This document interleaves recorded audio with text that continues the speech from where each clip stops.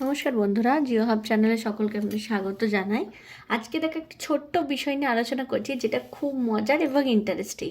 যে বিষয়টা কিন্তু তোমরা অনেকেই জানো না। তো দেখো বলি, তোমরা কম বেশি অনেকেই জব করো বা অনেকের হাজব্যান্ড জব করে, দাদা ভাই সবাই জব করে, জবের সাথে অনেকেই হয়তো যুক্ত আছে।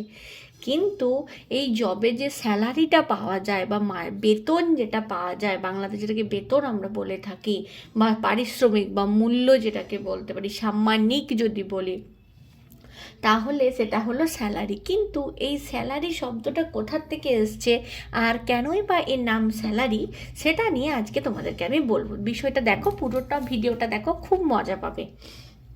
দেখো, এই যে স্যালারি, এই কথাটা বা এই ওয়ার্ডটা এসেছে একটা ল্যাটিন শব্দ।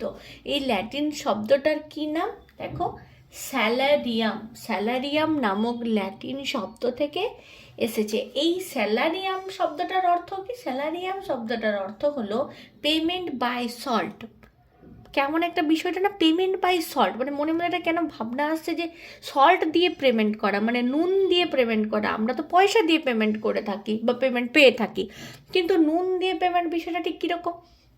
এবার দেখো, অনেক আগে যখন আমরা আমাদের কাছে, এখন আমরা কি জানি, সি ওয়াটার থেকে সল্ট প্রসিডিওর করা হয়ে থাকে। সেই প্রসেসটা এখন সকলের কাছে কম বেশি জানা, কিন্তু আগেকার দিনে এই প্রসিডিওরটা ছিল অজানা। তখন কি করা হতো, রক সল্ট থেকে তৈরি করা হতো সল্ট, আর সেই রক সল্টটা কিন্তু খুবই রেয়ার এবং এক্সপেন্সিভ, মানে খুব বেশি পাওয়া যেত না, আর পাওয়া গেলেও তার মূল্যটা অনেকটাই বেশি।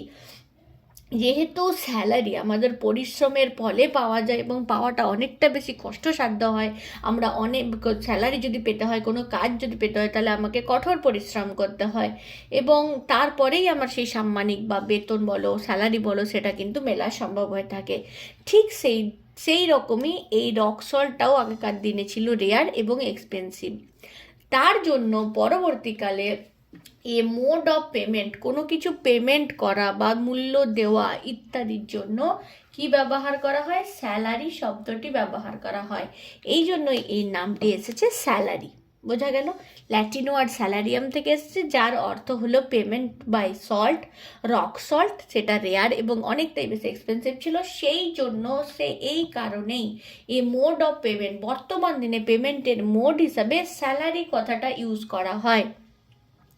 দেখো, তোমরা অনেকেই স্যালারি পাও, কিন্তু এই বিষয়টা আমি মনে করি সবার কাছে অজানা ছিল।